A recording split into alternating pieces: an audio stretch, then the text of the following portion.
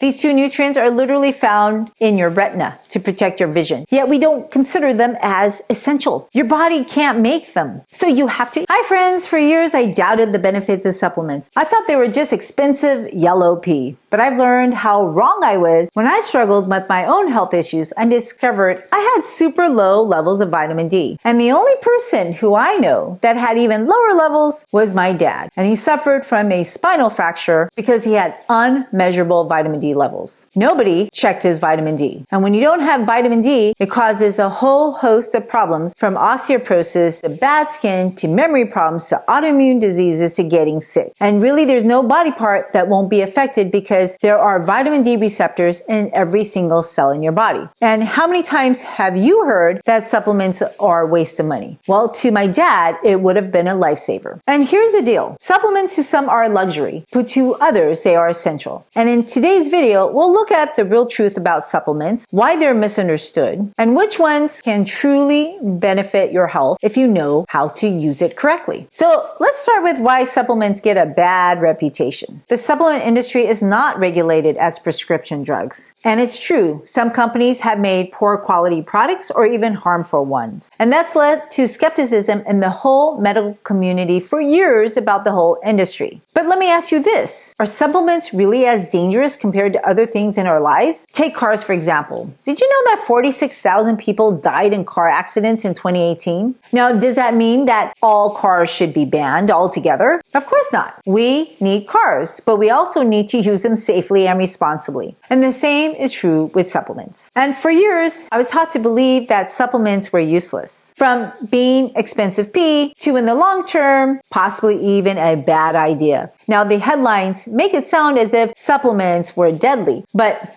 are they really? Now, studies like the Women Health Initiative in 2011 claim supplements were linked to an increased mortality. How many people do you know that has suffered serious complications from supplements? I know a few, but we used to have cases of iatrogenic fatty liver that induced cirrhosis without a history of alcohol, and we thought it was because they were taking bad supplements. And now we know it wasn't the supplements, but the bad, highly refined, processed foods, including highly refined sugars combined with saturated fat. And that is still the issue today. We're blaming supplements for what our bad food is causing. So we've confused the industries. Now, the 2011 Women's Health Study failed to mention that participants also had existing health conditions like cancer and heart disease, and also ignored the role of alcohol consumption. You know, 178,000 people don't make it because of alcohol every year. And heart disease, well, that takes out 700,000 people every year. And supplements, well, over a 12-year period, I could only find 34 cases. And we do know some supplements that have caused a few fatalities in the US, but most supplements don't do that. They're not like prescription drugs, which are the third leading cause of fatalities in the US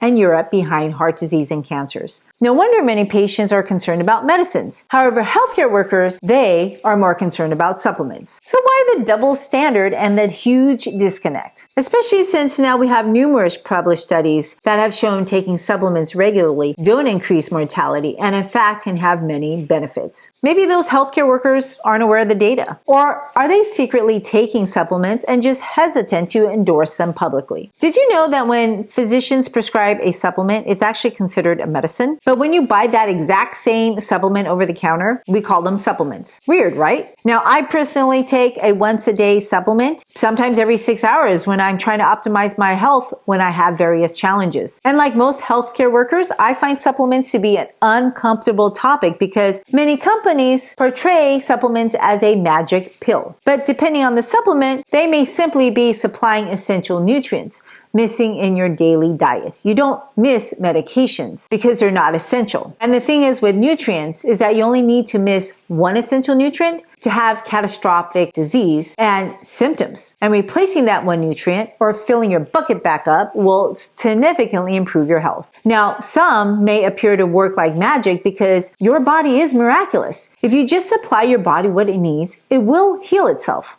But unlike drugs where you're actually treating a disease state, many supplements just supply micronutrients to keep you healthy. And no matter how much drug you take, if your body can't get healthy, you're just going to feel sick. Now, it's just been over 100 years since we first discovered the first B vitamin, vitamin B1. The discovery of thiamine taught the world that missing one essential nutrient can cause fatal, irreversible damage to the brain, the nervous system, and the heart. And unlike fat, you can't really store vitamin B1. When you fast, missing thiamine is the reason why people kick the bucket. And did you know that the more carbohydrates you eat, the more thiamine you need? So if you're eating a ton of empty carbs, like drinking soda, candy, sugary coffee, well, you just get to the bottom faster. Now, personally, I think thiamine inadequacy is the reason why many people feel tired, burnt out, have memory issues, especially those who are elderly. And this is why many neurologists automatically put people on a thiamine supplement when they get hospitalized for confusion. Now, the RDA for thiamine is less than 1.5 milligrams a day. I think that is just crazy low. There's no way for physicians to even prescribe that tiny dose, and it won't make a dent in people who are inadequate or deficient.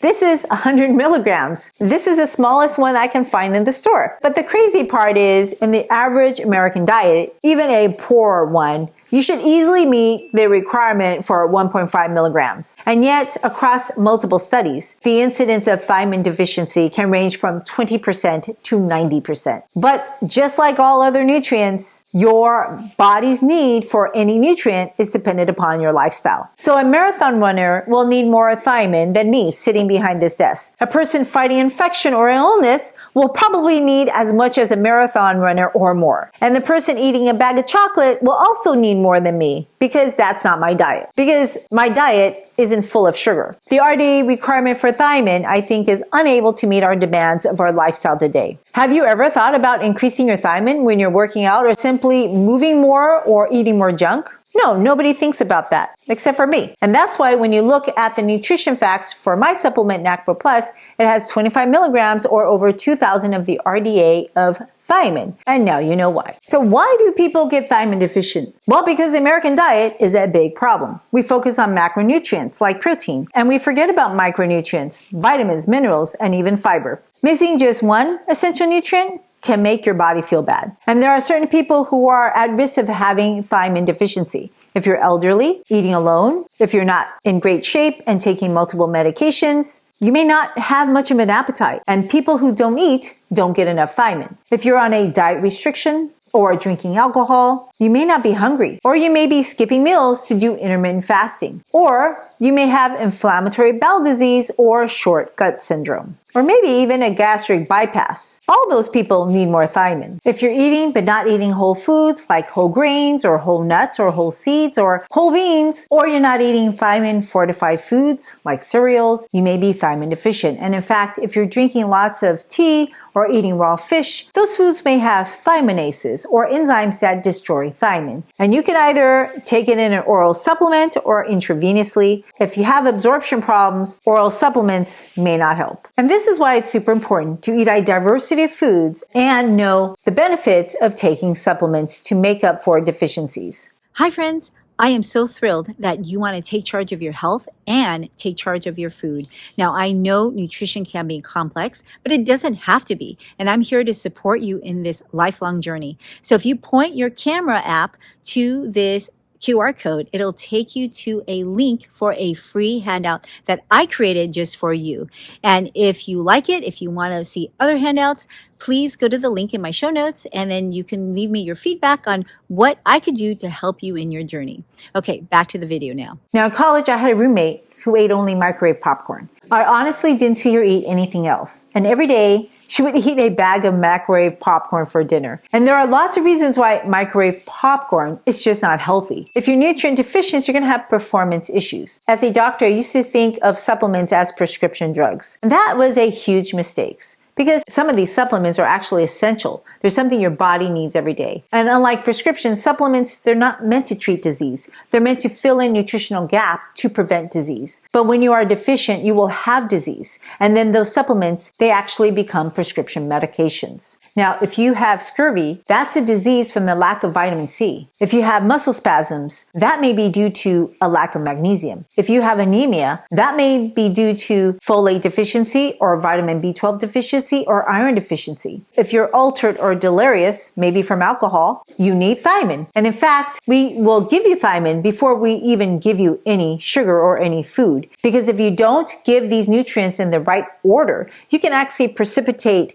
life-threatening conditions such as Wernicke's encephalopathy, which causes permanent brain damage. Scary stuff, right? When was the last time you had your thiamine level checked? It's not checked unless you have a problem, because we just assume people are getting enough. So unless you live in a perfect world, eating a perfect diet, living your perfect life, you may be deficient on thiamine. Do you skip meals? Do you work late? Do you not eat a balanced diet? Do you not eat nutritious meals? How many people just grab a bag of soda and chips to get them through the day? I used to do that. But now I take a supplement, my supplement called NACPro Plus, because I realize I got plenty of calories on me. I'm not deficient in calories. But what I'm deficient in are micronutrients that I need to actually metabolize these calories that I'm carrying. So when I do restrict my diet, whether on purpose or because I have no option because I'm busy working, I'm not getting essential micronutrients. And that's when supplements can come in handy for me. So like many colleagues, I'm always in a rush. I'm skipping meals because we're busy. And honestly, we're often too busy to eat. So this is why relying on a good multivitamin is really insurance policy that I am getting my essential nutrients that my body needs to function, regardless if I put any food in my mouth. And so my supplement, NACPro Plus, it doesn't fulfill everything. It's designed as a supplement for a good balanced diet. It's not designed to be a diet. And when I first graduated from school, I never imagined that I would make a multivitamin supplement. And the thing is, NACPro Plus isn't just a multivitamin. It actually has a variety of plant extracts because there's so many antioxidants in plants that are beneficial that people don't appreciate. So take lutein and zeaxanthin found in fruits and vegetables. These two nutrients are literally found in your retina to protect your vision. Yet we don't consider them as essential. Go figure. Your body can't make them, so you have to eat them. And did I mention the role of fiber, which you can't metabolize, and therefore it feeds your gut microbiome, which is your largest immune organ. And people forget that sharing is caring. So whenever you eat, you actually need to have some leftovers for your gut microbiome. Otherwise, they starve. And when they starve, well, they turn on you and they will feed on the carbohydrate lining, your mucus lining that separates you from them. That's the start of leaky gut and an ulcer. So if you still doubt the benefits of supplements, well, consider this. Dr. Howard Levine, the chief medical editor at Harvard Health Publishing, he actually changed his mind of supplements after years of skepticism. And now he recommends a daily multivitamin to support brain health as we age. That's because multiple large studies have now shown that people who take multivitamins perform better on cognitive tests than those who didn't. And these studies involve thousands of participants, and the results are consistent across a couple of years. Now, to me, that's clear that supplements can have long-term benefits for your health. But it's super important that you learn how to use them. Now, I don't hesitate to take supplements because I watched my parents take these two supplements my entire life, vitamin B1 and vitamin B2. And I didn't really understand why until I started studying the history of nutrition. Now, my dad, he was actually a physician and he was also an Asian history teacher and also survived the Communist Revolution and also the Japanese takeover of China during the World War. Now, in the 19th century, vitamin B1 deficiency was rampant in the Southeast and East Asia, especially in Japan, Indonesia, and the Philippines. And this is because they were eating white rice. Now, even the Japanese Navy suffered thousands of casualties eating white rice. And in the early 20th century, prisoner soldiers and laborers who had restricted diets, mainly on white rice, well, they also didn't survive. And it was during my dad's lifetime that scientists discovered all our essential B vitamins, starting with vitamin B1. White rice has no vitamin B1. And that's why tens of thousands of Asians perished. It's amazing to me that vitamin B1 and B2 are so underappreciated. These two B vitamins are so important for energy production, and they're super cheap. People don't understand that this is the rate limiting step for energy. If you don't have adequate thiamine and riboflavin, it doesn't matter how much protein, fat, and carbohydrates you're going to get, you're not going to be able to process them. And do you know how many people with sore tongues and sores in their mouth that I see on a daily basis, or hear about people running out of gas at work or at home? No one will feel good if they don't have the right proportions of essential micronutrients. I wish there was an easy answer to tell you how to screen for supplements, but there isn't, because everybody's lifestyle is different. And every day your nutritional needs will change depending on your physical activity, your diet, or whether or not you're ill. So if you're going to go to Disneyland, you're going to need more micronutrients than if you sit on the couch to watch football. But the good news is there are 3 basic principles to think about when you're going to use a supplement. So let's start with the basics. So number 1, no amount of supplements will make up for a bad diet or a restricted diet. So if you're eating less ultra-processed foods, that's good. But if that's the only thing you're eating, well, you're going to be more nutrient deficient. And that's one reason why people hit a plateau in their weight loss journey when they take GLP-1 agonists and they don't fix their diet. My friend's husband decided to eat less of the bad food he was eating. So he lost a bunch of weight in the first few weeks, but then he got disappointed because he's not losing any more weight, because he's not changing his diet quality. Now, do you think your unleaded car will run better if you put in less diesel? If the gas station runs out of unleaded gasoline, would you ever put leaded gas? Even a little bit? No, because you know you're going to ruin your car. But many ultra-processed foods, it's like diesel for your body. It's ruining your engine. Good quality food propels your metabolism to give you health because they're full of micronutrients. Bad food not only doesn't give you micronutrients, it taxes your metabolism, which then leads to bad health. And in this modern day shopping trip to the supermarket or a restaurant, so many people eat as if there's no consequences. Holidays are a great time to pig out and make exceptions. Refined, refried doughs, pizza, bread, it's really just never healthy. It seems like every day is a holiday. We keep making exceptions to our food. If you accidentally put diesel in one day, can you make up for that diesel by putting in supreme high-octane gasoline the next day? No, you're going to want to pump out that diesel. And your body works the same way. What you eat is not only burned as fuel, but ultimately becomes building material for your organs and bones. And just like not all gasoline will propel your car, not all food will propel your engine here. And if you're missing nutrients, well, no matter how much protein, fat, and carbohydrates you're going to get, you're not going to be able to metabolize those protein, fats, and carbs. People take better care of their car than they do their body. I'm not sure why, because your car is not built to last, but this is supposed to last a lifetime. But unlike a gas station where they clearly mark diesel from unleaded so that customers don't get confused, when you go on a shopping trip, there's nothing clear about the ingredient list, and there's nothing clear about a menu. Processed food companies confuse shoppers by putting a bunch of nonsense, clean green labels to pretend engineered foods are all natural. There's nothing natural about food that comes in a plastic container or a box. And in fact, the finer they process that food, the more chemicals they can hide in it. And that's how processed food ruins your metabolism. Recently, my son went to fill up his gasoline tank with the cheapest gas in town. 5 minutes after he filled his tank to the maximum, his check engine light went on, and he thought he overfilled his tank. And ultimately, he went to the dealership, who concluded that he had put in bad gas. Now, the dealer said the unleaded gas was probably contaminated with debris, water, or was simply the wrong mixture of gasoline.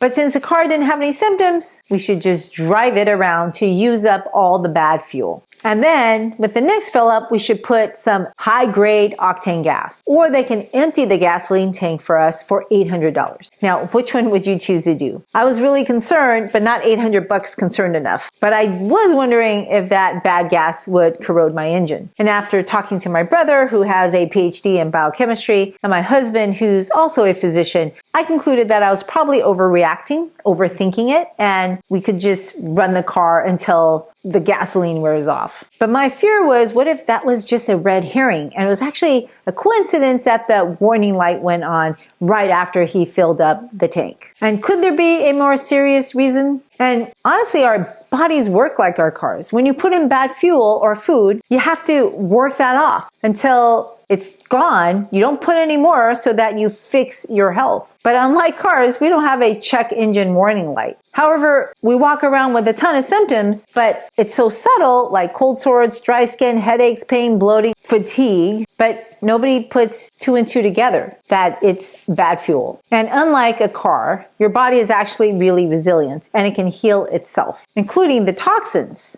But you gotta stop eating the ultra-processed engineered pretend food and supply it with the right micronutrients. And it only works if you haven't permanently damaged your engine parts. And just like your car, if you want to feel better, you have to empty yourself of the poisonous toxins and then give yourself super boost, high octane fuel with good quality whole foods and plants with good quality supplements. Because there is no diet that's perfect. So how do you know what you need? Well, that's where getting together with a professional healthcare provider can help you based on your activity and your diet. Certain things like vitamin D and vitamin B12 can be easily measured, and many people are deficient in those two micronutrients. And if you're on a vegan diet or you're not eating much, you may be B12 deficient. Others can be easily calculated, like fiber. But it's impractical for people to expect an overnight change from a lifetime of bad dietary habits. And that's why number 2 is a perfectly reasonable start to take a daily multivitamin. We recommend that to women of childbearing age. That's a prenatal vitamin. It's an insurance policy that you're getting at least a little bit of many essential micronutrients that you need on a daily basis. We give people on dialysis special multivitamins to take daily. And ideally, you should be getting these nutrients in your food. But if you only eat 10 different foods and you don't eat all the time and you're eating the same foods every day,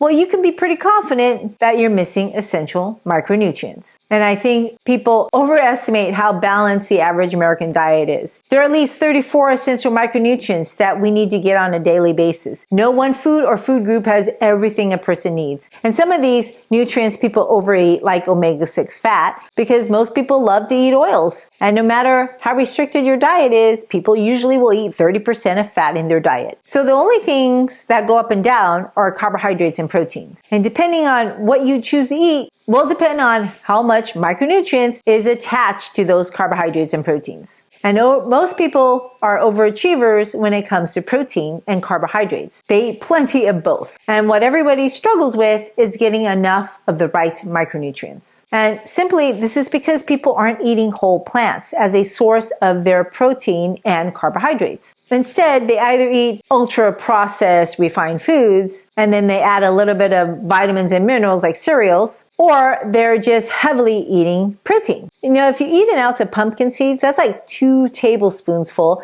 You'll get 156 milligrams of magnesium. But if you eat granola bars, there's no magnesium in some of them. This granola bars has 10% magnesium. What's 10%? Well, in a day, you need 400 milligrams, so then 10% is 40. And 2 tablespoons of pumpkin seeds will give you 39% of your daily needs. Nothing beats nature. But at that rate, supplementing is very beneficial. And we know there are several common micronutrients that people just don't eat enough of. Potassium, magnesium, vitamin D, vitamin C, and omega-3 fats. There is no one multivitamin that will cover an adequate amount of all these nutrients for your specific needs. And hence, it's really important to do number 3. Get together with your healthcare provider to fine-tune what exactly you need. And they should be getting a good dietary history and lab tests when applicable. Now, I don't want to discount the role of multivitamins because literally a good multivitamin can help you meet an adequate amount of essential vitamins and minerals. But